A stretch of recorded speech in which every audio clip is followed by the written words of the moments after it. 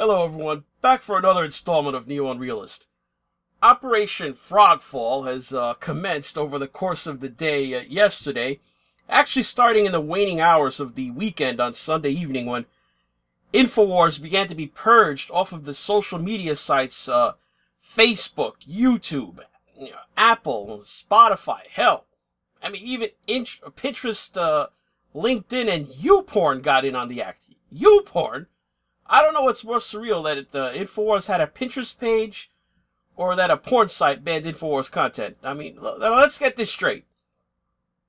We are expected to believe that all within the same span of mere hours, 1, 2, 3, 4, 5, 6, 7 independently operated internet sites all coincidentally purged their sites of all InfoWars pages, accounts, and content, all in one massive and cosmically improbable coincidence.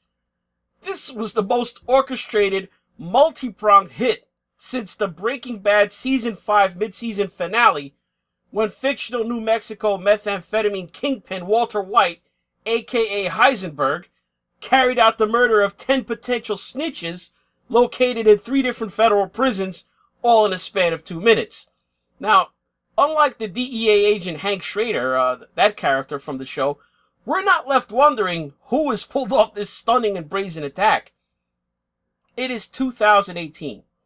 The reality is this: to operate almost any public-facing significant business, non-profit, activist organization, but most especially a news or even just an entertainment operation, you need to have a presence on social media. And when I say social media, you know damn well what I'm really talking about. Google and Facebook alone, just those 2 companies, control over 2/3 of all ad revenue in the US on the internet. Outside of those 2, there's no one else you're talking about on that scale. In 2018, an estimated $40 billion for Google, $21 billion for Facebook. Number 3, you got to drop all the way down from $40 billion and $21 billion down to Microsoft picking up the scraps at $3 billion. So yeah, there's Twitter, and although they're not on this list, Apple's got their own thing going on.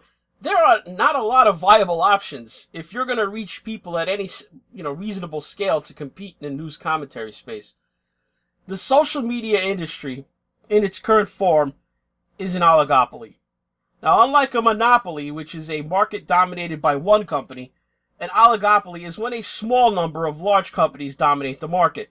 Oligopolies, they're a little better than monopolies, because even if the small number of companies don't actively collude with one another in an anti-competitive manner, with few companies involved, each one is fully aware of the actions of the others.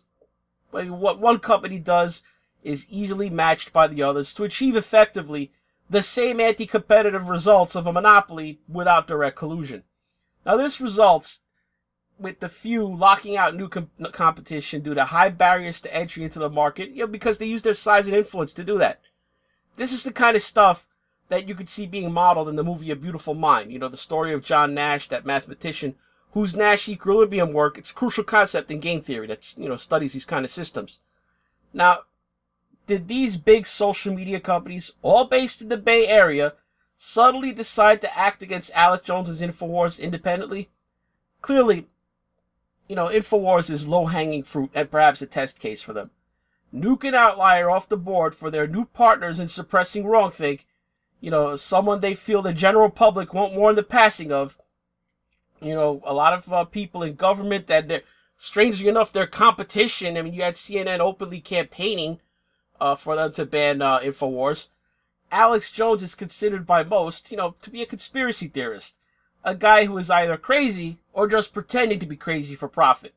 Personally, when I viewed InfoWars, I usually did so taking anything said there with a grain of salt. I'm not saying InfoWars was never right, just that the signal-to-noise ratio there is a bit low for my taste, with all the Bilderberger stuff. And put it this way, unless it was something like a video of a live event, if InfoWars reports on something, I try to run the story down from another source before going with it.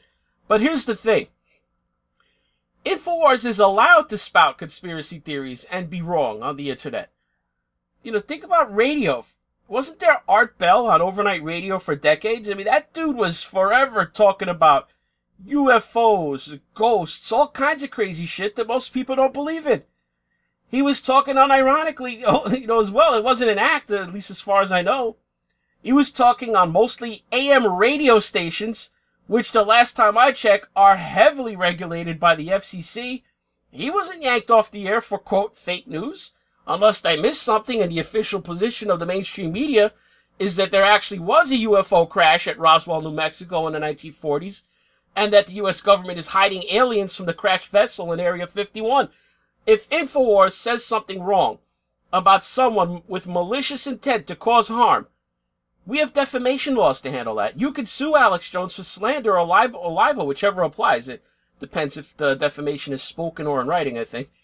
We can't allow a handful of companies based in the San Francisco Bay Area, you know, with their workforces dominated by ultra-liberal ideologues, to be the editors of our public discourse, you know, especially political speech.